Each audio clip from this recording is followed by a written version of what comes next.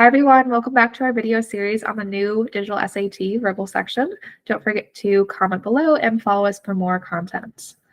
All right, so for this question today, we have another writing question. So you can see based on your options here that we're going to be testing some sort of convention. And in this case, it looks like it's punctuation. And one thing to note is that the College Board likes to throw in these questions on the digital SAT. So these options here, you can see, when we think about punctuation, we think about kind of like a hard stop versus like a pause. So a semicolon is a pretty hard stop. So in option C and D, we can see that the semicolon's in different places.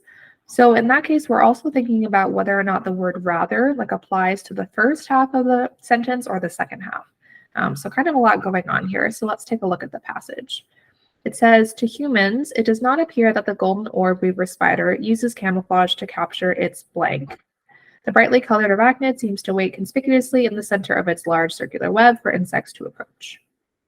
All right, we can stop there. That's the main sentence in question. So, it does not appear that the golden orb weaver spider uses camouflage to capture its prey. That is a full independent clause right there, right? And then thinking about the word rather, when does the rather apply here? So rather is introducing something that's like the opposite.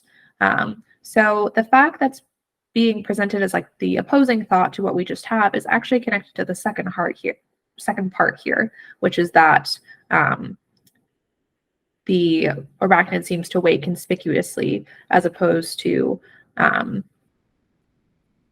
using any camouflage, which seems a little bit weird, definitely, which is why they're presenting this information.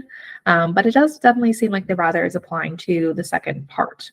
So just based on that, we could eliminate option B and option C because both of those kind of attribute the rather to the first half of the sentence.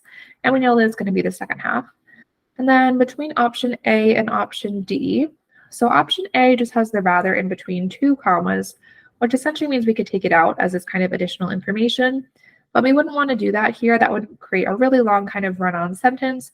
We do definitely have two different ideas, and we do need some sort of transition word there to indicate what sort of transition we have. So option D is going to be the correct one. This one works perfectly well. Again, we already identified that there's a independent clause before the semicolon, before prey. And afterwards, we would also have another independent clause. So using the semicolon works perfectly, follows all our rules. And then usually when we have a transition introducing a sentence, it is followed by a comma. So that works perfectly well there in option D as well. All right, follow us for more.